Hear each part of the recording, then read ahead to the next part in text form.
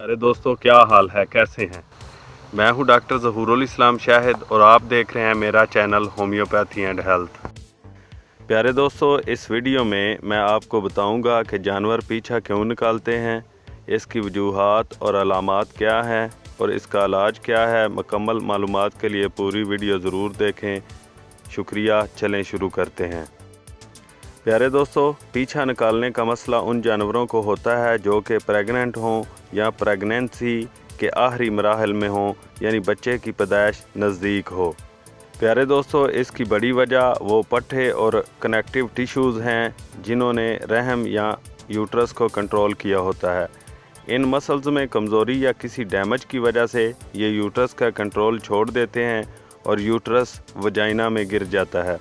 अगर इस मसले का फौरी इलाज ना किया जाए तो जानवर या उसके बच्चे की जान को ख़तरा लाहक हो जाता है। प्यारे दोस्तों, होम्योपैथिक तरीका इलाज में इसका बड़ा ही सस्ता और आसान इलाज मौजूद है जो कि मैंने कई दफ़ा आजमाया है और अल्लाह के फ़ज़ल से हमेशा ही फ़ायदा हुआ है।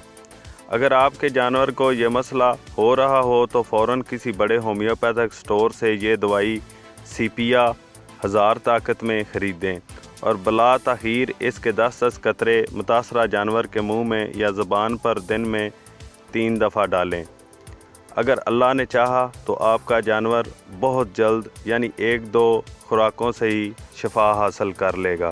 प्यारे दोस्तों, अगर आपके जानवर को पीछा निकालने के मरज़ से शफा हो भी जाए तो इस दवाई को तकरीबन 3-4 दिन या 1 हफ़्ता इस्तेमाल करवाते रहें ताकि मज़ीद बेहतरी आ सके।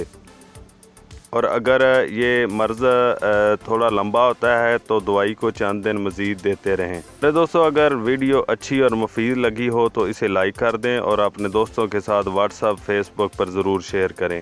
और अगर आप इस तरह की मज़ीद मालूमाती वीडियो हासिल करना चाहते हैं तो मेरा चैनल सब्सक्राइब कर लें और बेल बटन दबा दें। मिलते हैं नई वीडियो में। अल्लाह हाफिज़।